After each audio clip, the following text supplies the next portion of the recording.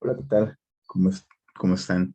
Soy José Ignacio Ortiz Reyes, alumno del primer semestre de la licenciatura en Ciencias Políticas y Gestión Pública de la Universidad Veracruzana.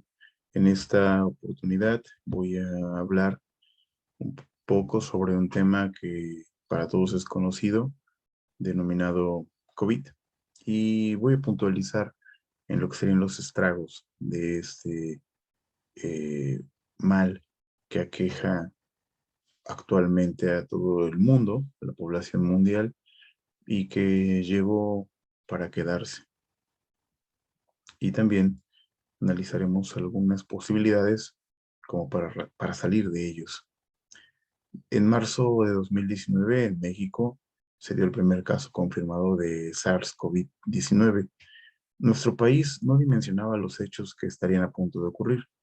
Se hablaba de que Brasil había sido el primero de los países en tener casos positivos por viajeros que habían llegado desde Europa y estos, a su vez, se habían contagiado de China. A partir de esa fecha y tras más de 2 años, las cifras de afectaciones han marcado un precedente en la era que nos tocó vivir. Quienes tenemos la fortuna de haber nacido antes del año 2000, escuchábamos los finales apocalípticos de la era moderna. Se hablaba de plagas, de enfermedades, desastres naturales y otras afectaciones que harían que la humanidad repensara su actuar en el mundo. El COVID, como hoy es conocido, trajo a nuestro país la muerte de millones de personas. Por supuesto, millones de decesos a nivel mundial y provocó diversas afectaciones, cambios en los mercados de trabajo, en las condiciones de la población, en las afectaciones en centros educativos, en centros sociales, en infinidad de escuelas y en la vida de las personas. Afectó, por supuesto, a nivel macro la legitimidad de diversos arreglos políticos internos e internacionales. Las pandemias recientes, como lo afirman diferentes estudios consultados, entre los que hemos escuchado o vivido inclusive de lejos, denominadas influenza, el Zika, el ébola, no llegaron a paralizar la economía mundial como lo ha hecho el SARS-CoV-19. Este virus, si bien ya se conocía, resultó ser nuevo, neutralizando al sistema inmune de los humanos, que tras infectarse el cuerpo no lo elimina y que con las variantes hoy descubiertas saturó, sin lugar a dudas, los servicios de salud, aún de los países más altamente desarrollados.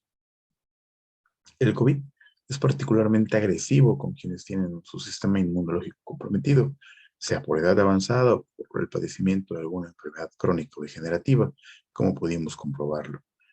Al no existir un tratamiento hace algunos meses, el único remedio que se tuvo fue quedarse en resguardo o manteniendo las medidas de distanciamiento social para reducir los contagios y el número de personas que podrían acudir a los servicios de emergencia al mismo tiempo.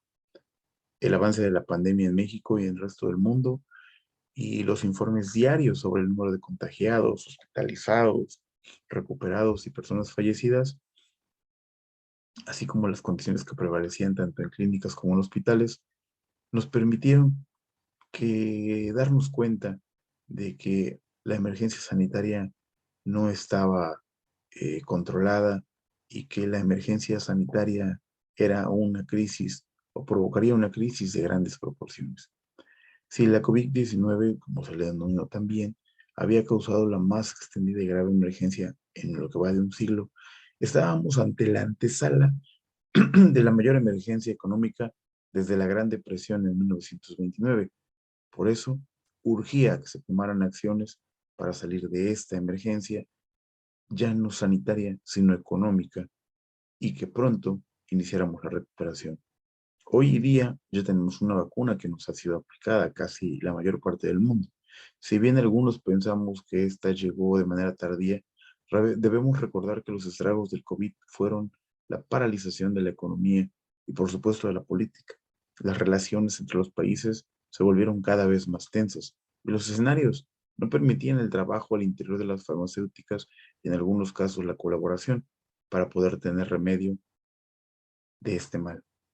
Antes de la llegada de las vacunas, las medidas que tomamos por indicaciones de los sectores relacionados al cuidado de la salud y por supuesto nuestras autoridades gubernamentales fue el distanciamiento social. Esa fue la primera medida y al final es la que resulta más entendible y lógica para cuidarnos. Pero este distanciamiento social provocó rompimiento en las cadenas productivas que se encontraban trabajando en diferentes países. Esto provocó despidos y la consecuente reducción de los ingresos de las personas y las familias.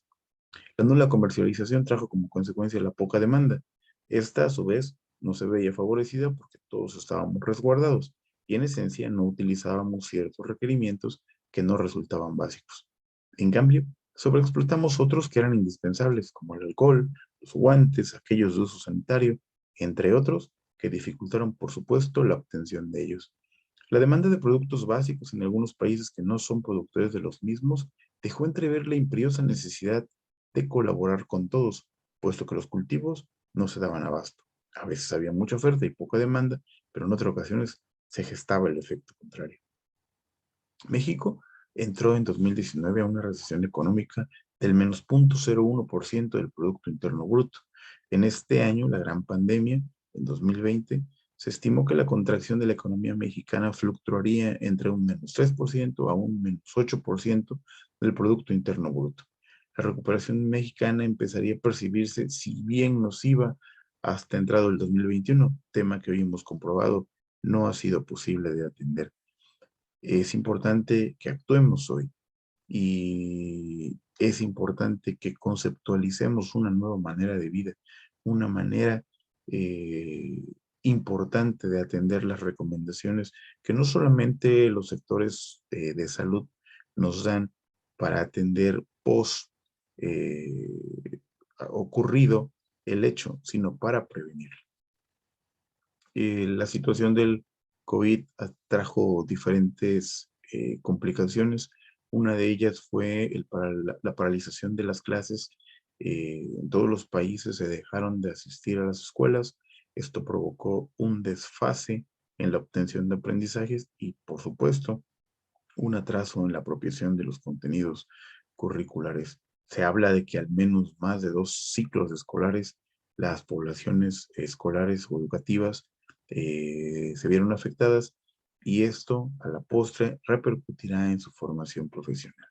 Las instalaciones de centros de trabajo, de escuelas, básicamente vivieron el deterioro de esos 24 meses en promedio y será hasta este próximo agosto en el que las poblaciones escolares regresen con normalidad para tratar de apropiarse de los aprendizajes que no se hicieron, que no se obtuvieron en estos 2 años escolares.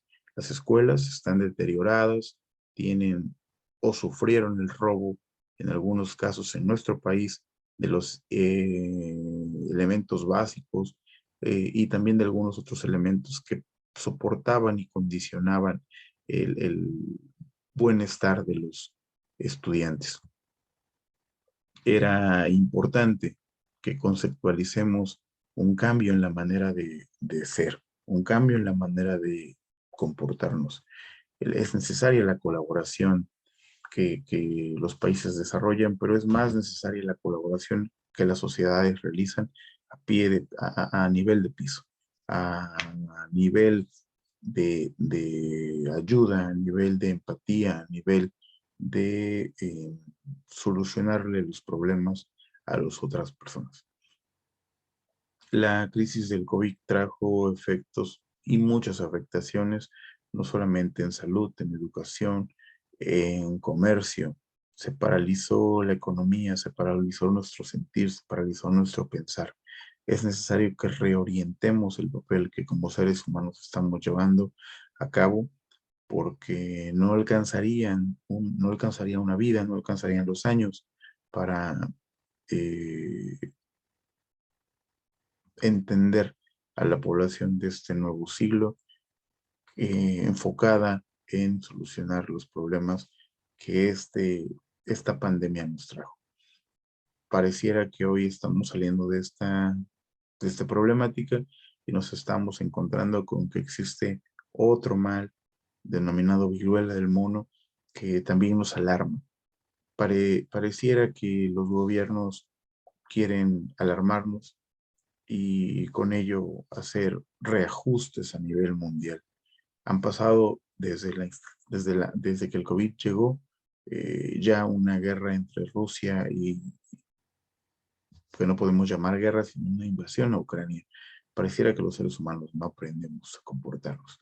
Es importantísimo que establezcamos reglas como ciudadanos para que se las comuniquemos a nuestros gobernantes a fin de que gestemos un ambiente en el cual tengamos las condiciones necesarias para vivir. Por mi parte, comparto esta reflexión esperando les sea de utilidad. Reciban un saludo afectuoso con mucha sinceridad.